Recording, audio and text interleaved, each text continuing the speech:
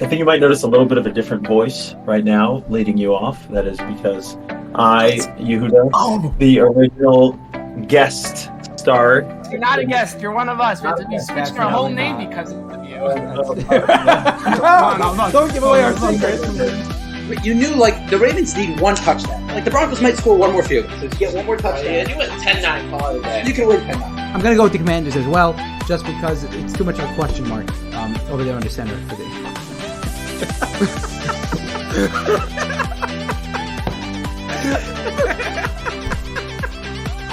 I can't believe you saw that right now. That's asinine. You're crazy. He's got You're the crazy. full package. He's No got way. The speed. I don't care. Jump. No way. I can't even. It's hard to even look at you right now when you say something like that. That's crazy. Okay.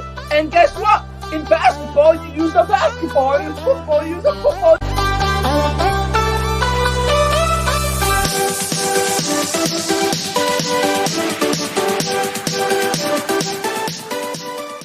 We got some NFL playoffs, but before we get to the playoffs, I want to discuss a team that didn't make it to the playoffs this year. And that team is the Jacksonville Jaguars. And I'm going to make a big statement here. I think this is the biggest collapse I remember as a fan following football. This is the biggest collapse in the NFL in the last 25 years. I mean, maybe in 2008, you had the Broncos were 8-4, the Chargers were 4-8, or vice versa. I don't remember. One of them was 8-4, one of them was 4-8.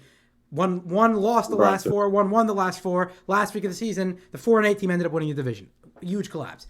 But this collapse by the Jaguars is just historical, okay? They're sitting there at 8-3. This was a couple weeks prior to the Ravens game. We were circling that on the calendar. And we're like, wow, Jaguars, Dolphins. I mean, these are the games that are going to determine the bye, right? The Jaguars were cemented into that number one seed. They were really playing really good football. Trevor Lawrence ended the year with the third to most big-time throws in the league, tied with the best big-time throw rate in the league. So it's not like he was playing really good football for the first 10, 11 weeks of the season.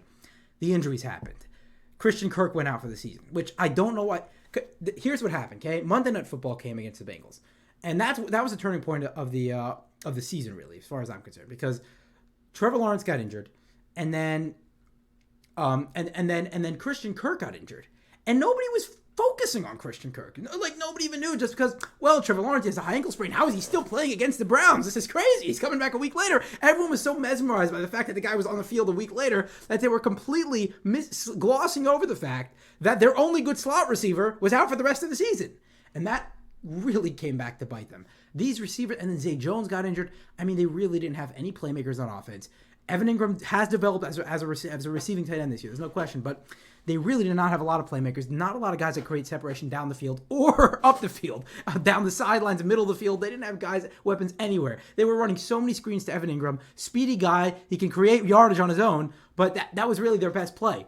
And once Christian Kirk went down, Trevor Lawrence, whether it was the injuries or not, the offense was just not the same. They ended up losing 5 of the last 6 games, guys. This was a team that heading into the season, we were like, yeah, the Jaguars will win the division because the AFC South is horrible, right? I mean, like, the Texans have a bottom 10 roster in the league. The Colts are just, the definition of below average. The Titans are the Titans. They got a bunch of old players on there. I mean, none of these teams are going to win more than 6 or 7 games. The Jaguars are going to win 10 games by accident. And here they are at 8-3, exactly where we think they would be before the season, and they just completely collapse. This is an utter collapse. Lose 5 of the last 6 games of the season. There's got to be some changes there because you cannot allow this to happen. Last year, they snuck into the playoffs at 8-9, I believe. This year, they're 9-8. It's their first winning season in a while, but it's going to feel like a bitter disappointment despite that winning season. And I'm very disappointed in them because I really did think that they would be able to, when it was 11 games through the season, they were 8-3. Trevor Lawrence looked very good. He looked sharp. He was leading the league in big time throws. His average depth of target was high. I really thought they were going to make some hay in the playoffs. They were even going to get 10 with the Ravens and the Dolphins and be up there in the AFC. This was a collapse, guys, and I'm very disappointed in them. I wonder, obviously, the games are won and lost on the field. But thank you, Rocky, for the epic rant. I appreciate that. I know you told us that you were going to. I'm always here to make epic rants about teams not doing their not living up to expectations.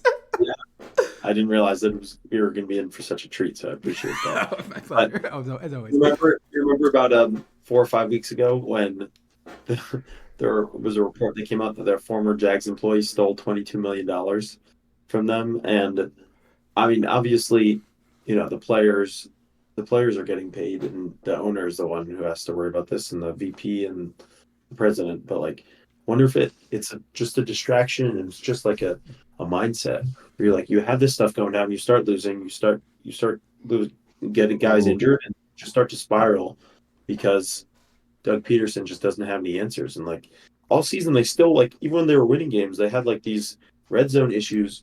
They would randomly fumble, or Trevor Lawrence would like throw weird picks, and they just couldn't score. They had one of the lowest scoring like red zone offenses, and Trevor Lawrence has an actual fumbling problem. Like we literally saw him in the Ravens game in Sunday Night Football, just running and then just drop the ball. And it's just a turnover and like all these issues. Like you said, it was just such an epic collapse, and it just is crazy to see. Like they literally could have fallen into the same way the Eagles just fell into the playoffs. We expected this team to fall into the division, fall into the playoffs, and then they got shrouded. So, yeah, got to be some changes. I'll say this.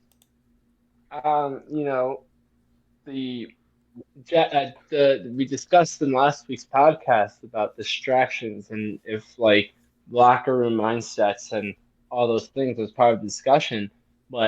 And Yehuda, me and you spoke earlier today about, I mentioned to you, I believe it's so much harder to keep a winning locker room mentality. Like when you're winning, you can just lose, and now you just have a losing mentality. You're going into next week being like, yeah, we lost last week. Now you lose 2 in a row. Not like, damn, 2 in a row, right? And like losing is easy to do. Like losing is just easy. When you're winning, you have to like maintain that. You have to be like, oh, we're winning. Like you have to keep that hype. But when you're losing, all that doubt settles in. So I think it really just started like it's just 1 or 2 losses, and you're young. It's Jacksonville, a young team, young quarterback, and so I think they just had that losing mindset. And like you said, yeah, there was a little bit of a distraction, but whether or not that affected the locker room, I don't know. But they had that loss and they just went collapsing. Rocky, you're right. It is one of the, I mean, another big collapse is there are other collapses, but those teams made the playoffs. I mean, the Dolphins, October 14th, the Dolphins were minus 2,200 to win their division. Even the Eagles this year. The Eagles were the first team to clinch the playoffs, and they couldn't pale it off them. But the Jacksonville at them, they didn't make the playoffs, and that is huge. Even with all the losses, they could have won that one game against the Titans. The worst team in the division. Yeah, and still the team that fired their coach. Yeah, we talked about, we talked true. Braves.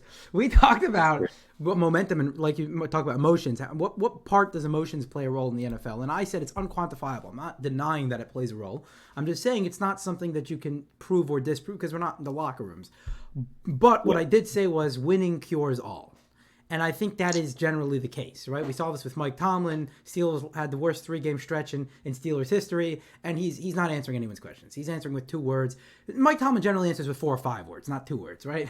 In this situation, he was answering with like 2 words. He was just, he came up there after the Colts game, and he's like, I'm going to be frank with you guys. Let's be honest. We're not playing great football. It's like, well, Mike Tomlin just said we're not playing great football. Like, things must be really, really bad, So, but all of a sudden, George Pickens can't block, can't get rid of Kenny Pickett. Mitch Trubisky's the worst backup quarterback in the NFL. All of a sudden, they win a few games, and George Pickens, he can't block. We're laughing about it. It's funny now, right? because he just went out there and had 200 receiving yards, so he's making big plays. So now all of a sudden, it's funny. Mason Rudolph, we have it's like, and all of a sudden, Mike Tomlin, he's giving 30-minute press conferences. He's in a jolly mood. So at the end of the day, winning cures all. I really think that is the case. And in contrast, losing sort of tempers everything, right? When your team's losing, it's very difficult to keep up high spirits, unless that was sort of the expectation going through the season, to rebuild, and you sort of know what to expect. But if your expectation is to win 10 or 11 games, and it's not happening, yeah, I mean, that can have an effect on the team, 100%. And likewise, if your expectation was to win 5 games, and you're winning, that can have a positive effect on the team. So I can see that a little more than saying emotions play a part. I just think winning makes everyone happy. That's what I'll say. And losing makes everyone depressed. Sirianni was a genius who, he may not have looked like the typical frat bro, Italian, guy, but he had all the answers, and he led the crowd, and he represented Philly, and he was the best, and he was awesome. And now, guy's an idiot. He can't coach to save his life, and his coordinators made him, and he has no idea what he's doing out there. So, like you said, winning cures everything, and losing it just exposes whatever the complete opposite of curing everything is, and just exposes all the warts and the bad stuff of the organization.